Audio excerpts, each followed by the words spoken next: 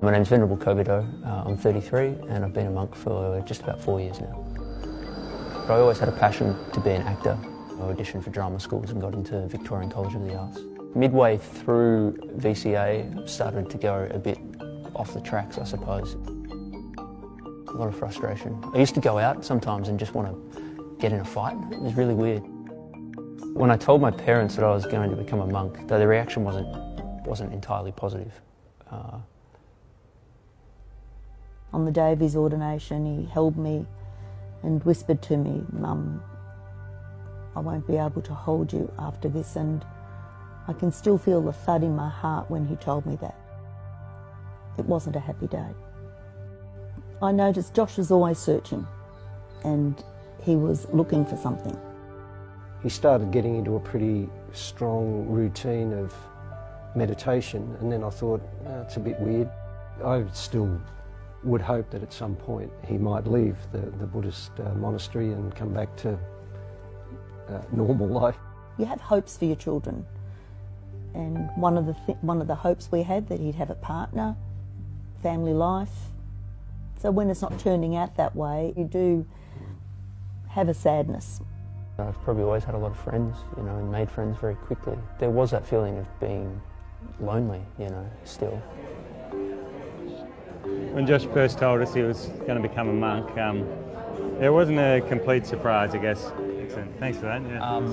I might need you to do the old offering no worries, thing. Yeah, you can just pass yours? it to me, and I. Right. It's a good question. You can just pass it Yeah, to you me. can let go. Yeah, that's yeah, cool. okay, Yeah, cheers. Just need to get it offered. There was a new rule that was passed by our whole organisation that no monk was to have a Facebook account, and I haven't followed through on that one. It is a means of just sort of dropping in every once in a while and saying, hey, I still exist, I think I still exist anyway, so yeah. In a society, we seem to be swinging towards, sensuality, consumerism, buying everything, whatever you want, buy it. Buy your happiness in pills or in clothing or in holidays and experiences. But there is a yearning for something beyond all this. I guess these days when I see people going to shopping centres or buying things, or I see adverts on television, I guess I don't get it. So there's the ability to kind of balance between the modern lifestyle, fast pace, and some quiet time. And I think that's the reason why meditation and Buddhist teachings of peace and stillness will be in high demand in the future, next 20, 30 years. Yeah, I'm not sure what it is about Australia in particular and why Buddhism's growing here.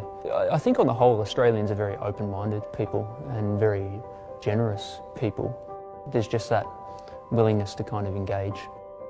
Each winter I knit maybe half a dozen wool beanies, and for some of the monks whose mums and dads and their families aren't near them, it's just one little way that I can reach out to them.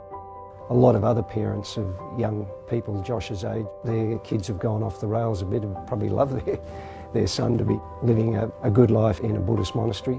And we sort of kept telling ourselves that. It's eased a lot, and I feel a lot more comfortable. I feel much happier. He's still the same Josh. He hasn't changed. He comes home and we have a lot of fun. He's a very happy young man. No, I mean, although I live up here in the monastery, I still have that sense of being connected to my family and friends. I think that's just because I've got a deeper understanding of human nature and the trials and